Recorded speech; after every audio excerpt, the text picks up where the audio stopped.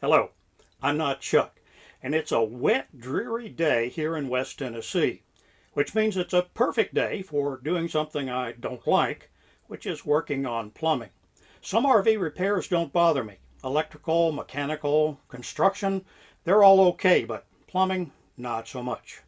However, if you're a homeowner or especially an RV owner, you'd better be prepared to do some plumbing or it could cost you dearly. In the short run, plumbers don't work cheaply and neither do RV repair shops. But if you don't take care of RV water problems promptly, you could find yourself facing even worse issues, like soggy insulation and saggy walls or ceilings. In the long run, you can even have major damage due to mildew and wood rot. So even though I don't like it much, I have to do some plumbing from time to time. One of those times started during a recent trip that Glenda and I made to Lake of the Ozarks in central Missouri. We had a great time on the trip and even met one of my channel's most loyal viewers. Hi, Philip. After a great breakfast at a local eatery, he took us on a tour of the area, including a really nice campground and conference center called Windermere. It's just off US Highway 54 between Camdenton and the famous speed trap in Max Creek. But back to the plumbing problem. One morning, Glenda spotted a little water on the floor of our travel trailer under the dinette table where I am now sitting.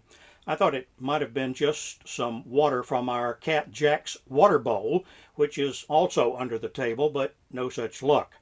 The water pump for the RV is located under the seat across from me, and when I removed the cushions, I found more water. Needless to say, I didn't think then about making videos. I was too busy sopping up water. But when I got it dried up, I couldn't see any leaking whatsoever. I waited and watched, but no more water was apparent. What I did find was a kinked hose that made me suspicious, but I couldn't really understand how a kinked input hose could cause a leak. I did take a cell phone picture. It's not great, but it will let me show you how the plumbing looked that morning. The big black and white thing near the middle of the picture is the water pump. It runs on 12 volts DC and its purpose is to pull water from the freshwater holding tank and push it through the pipes in the RV to where it is needed, primarily the toilet, the faucets, and the shower. In our RV, the freshwater holding tank is under the floor, but sometimes it is right there with the pump under the dinette seat. Your RV may have the tank and the pump in an entirely different place, but it works much the same. The pump is not needed and not used when the RV is connected to a pressurized external water source, often called city water. There is lots more I could say about how the pump works, but I'll save that for another video. The hose coming from the top of the pump is the output and is connected to the pipes in the RV through the hose that curves up to the left and then back around to the right to a white connector on a pipe that you can hardly see because it disappears through the hole in the floor. The black thing that looks like it has a white dial on it is a water filter and is connected to the input of the pump. Not all RVs have water filters on the pump input, but they probably should. More about that another time. The pump sucks water from the holding tank through that filter and the white hose connected to it. You might wonder about that kink in the hose just below the filter, and you would be right to be concerned. I certainly was. That kink severely restricts water flow through the hose. The restriction causes the pump to work way too hard and will probably cause it to fail prematurely. In addition, it means that there is less water flow to the faucets, shower, and toilet, which also is not good. That kink certainly needs to be eliminated, whether it has anything to do with the leak or not. The big hose carries water from a dedicated inlet on the outside of the RV to the freshwater holding tank, and the smaller hose running beside it is an air vent hose. It lets air be drawn into the holding tank to replace the water as it is sucked out by the pump. Well, that's all fine, you might say, but what about the water leak? Well, I didn't find it until several days later. The reason why is interesting. There is an external switch to turn power on and off to the water pump. When the power is on, the pump keeps pressure on the water in the RV pipes.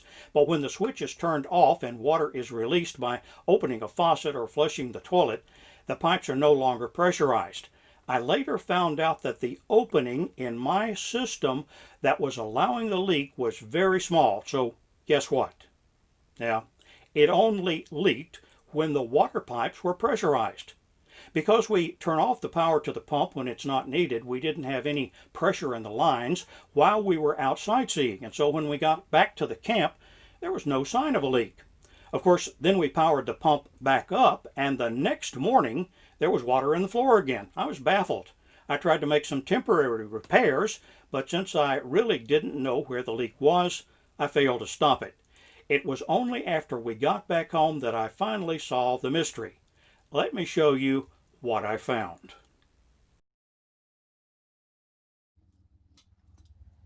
As you can see, I have disconnected all the plumbing to the pump.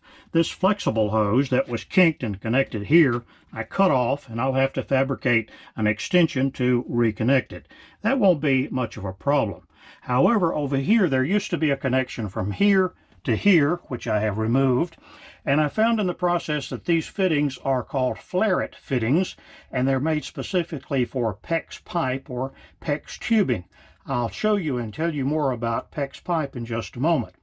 But suffice it to say, it's going to be difficult to make that connection because the two caps, one that's screwed on here and one that's screwed on here, are both missing, and I'll have to find some replacement caps before I can redo this connection. I did make another interesting discovery, and that is that the connections directly to the pump are easy to remove. I can completely take the filter off, and I can completely disconnect this fitting. So that'll make the job a little easier. This black connector was inserted into the output side of my water pump. The white adapter was designed to convert this threaded connection to a PEX connector.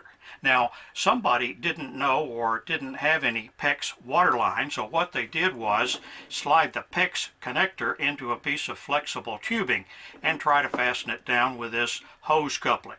That didn't work, and that is exactly where my leak came from. PEX is available in several different colors. Red is often used for hot water, blue for cold water, and white for general purposes. In addition, PEX is available in some different sizes. The size that I need, and the size that is most often used in RVs, is 1/2 inch. That's a 1/2 inch inside diameter. What I'm going to have to do is connect the output from my water pump to the input to the plumbing to my RV using PEX pipe. In order to do that, I have to put a piece of PEX pipe on the end of this connector and secure it with a cap. But you remember I told you the caps were missing.